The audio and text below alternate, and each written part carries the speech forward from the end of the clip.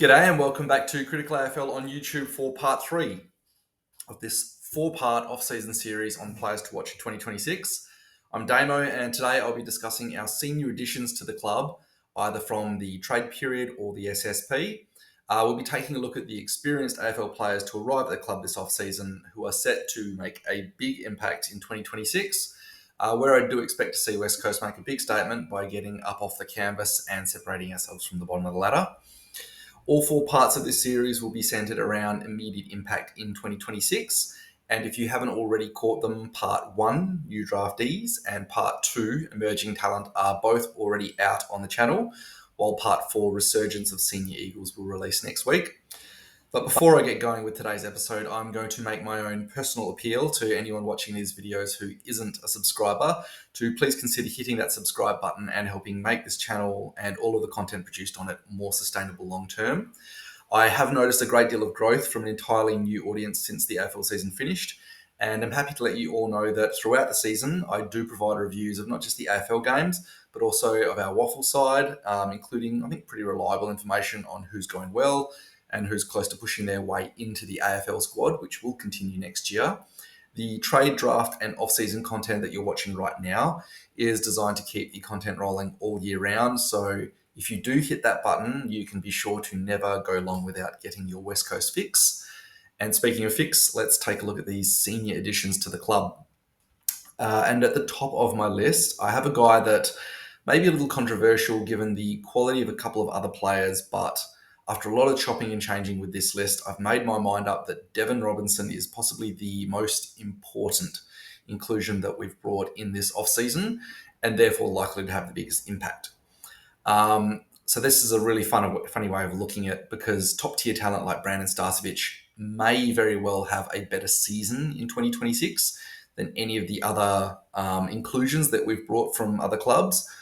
But the void that Robertson is likely to fill is still going to have the biggest impact on the success of the club, in my opinion.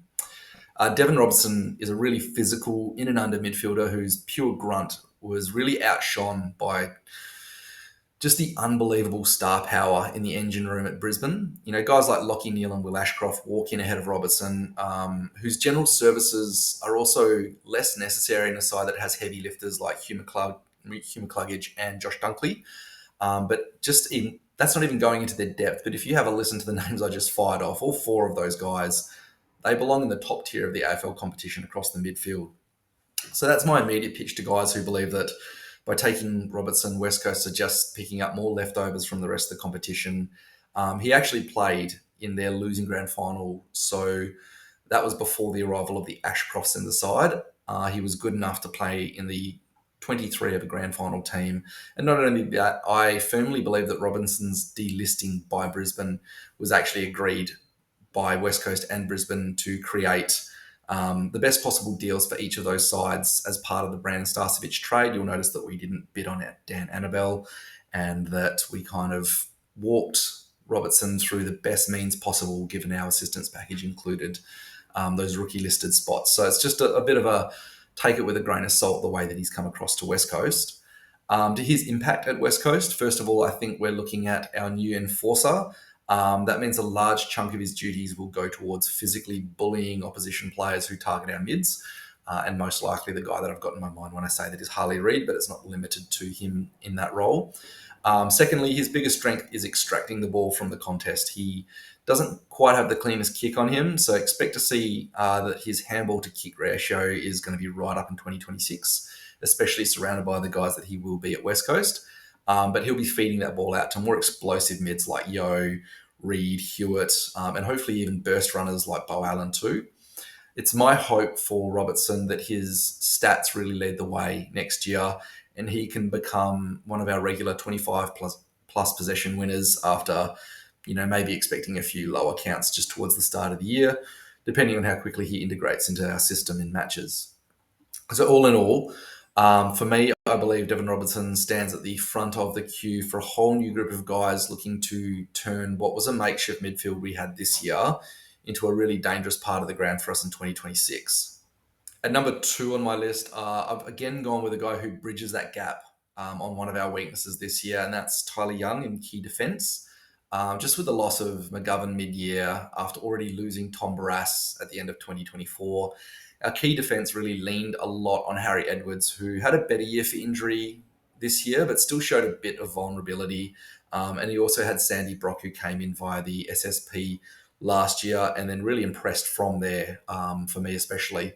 I think Young sits somewhere in between those two, but with more than enough ability to hold down that number one key defensive role if anything does happen to Edwards at any point.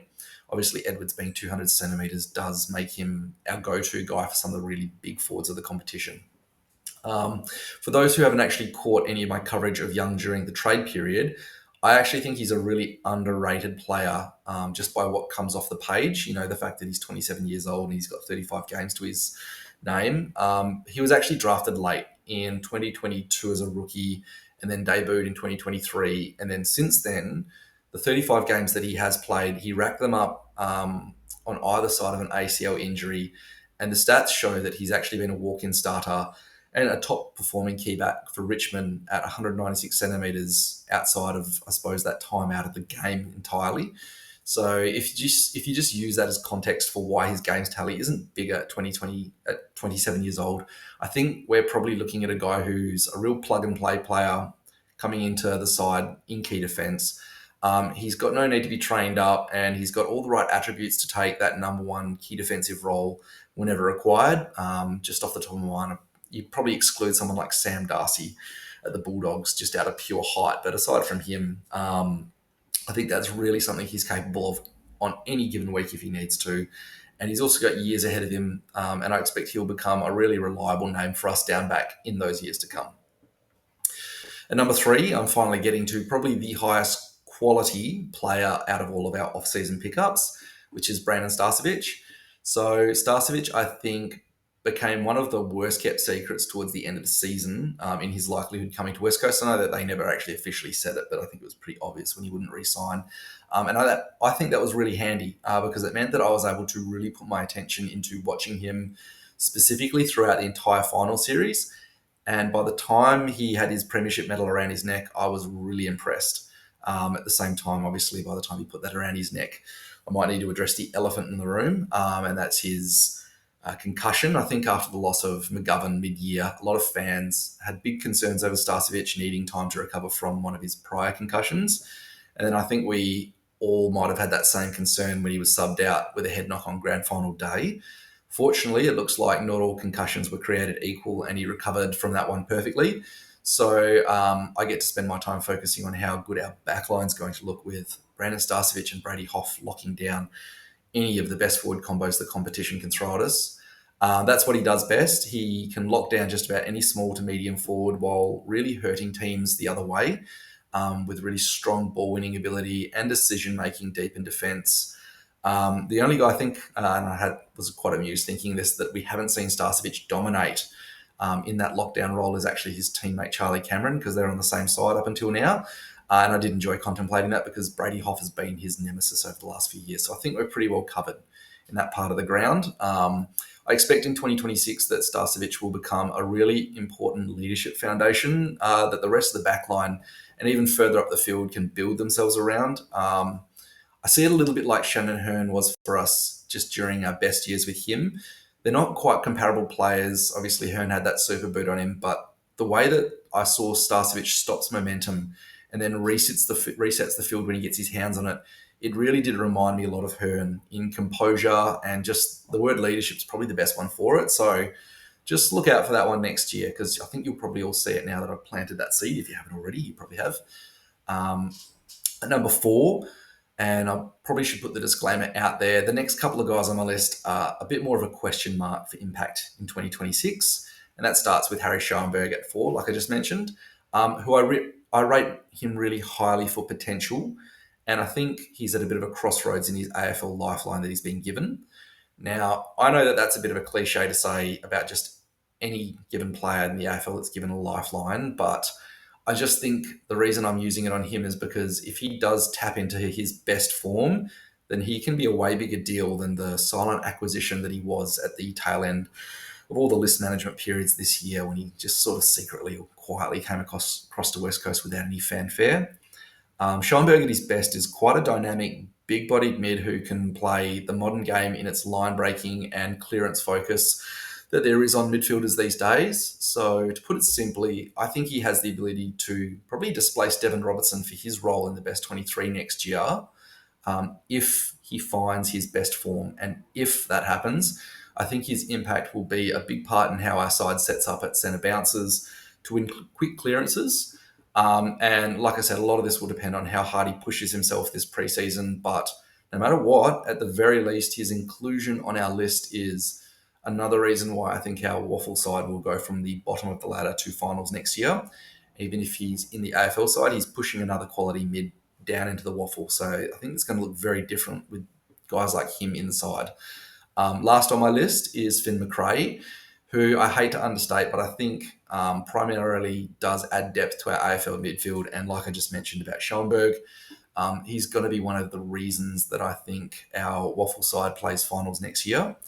Hopefully that isn't an insult, but I just do believe that there are a lot of players out there that sit somewhere between too good for Waffle and right on the cusp of AFL.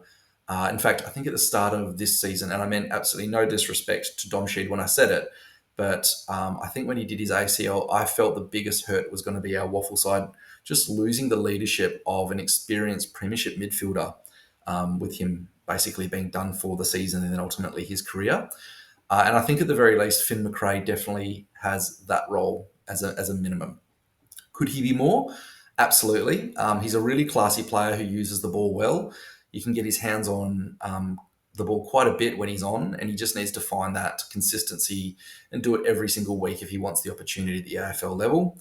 That said, the beauty of all the mids I've covered in every single episode of this series, not just the guys I'm covering in today's one, is that it all points to us having a really strong midfield depth. In fact, I think that our midfield probably has twice the depth that it had going into this year, more than twice. So if guys like Macrae can break their way into the side on exceptional performance, then it's a win for us fans. But then if he can't, it's also a win that we have that quality of player waiting just outside the AFL 23. Never going to find ourselves in that position, I think, again, where we just don't have any midfielders to throw into the team. And all the while, we'll be giving the Waffle squad a winning culture that we haven't seen in years now. Anyway, that brings me to the end of part 3 of the series on West Coast players to watch in 2026. The final instalment next week will cover not just the resurgence of senior West Coast stars, but also my final verdict on the entire list across all 4 episodes, as well as where I think the net improvement of the entire side will look next year. So if you're a subscriber to the channel, I look forward to seeing you all again for that video next week. And as always, cheers until then.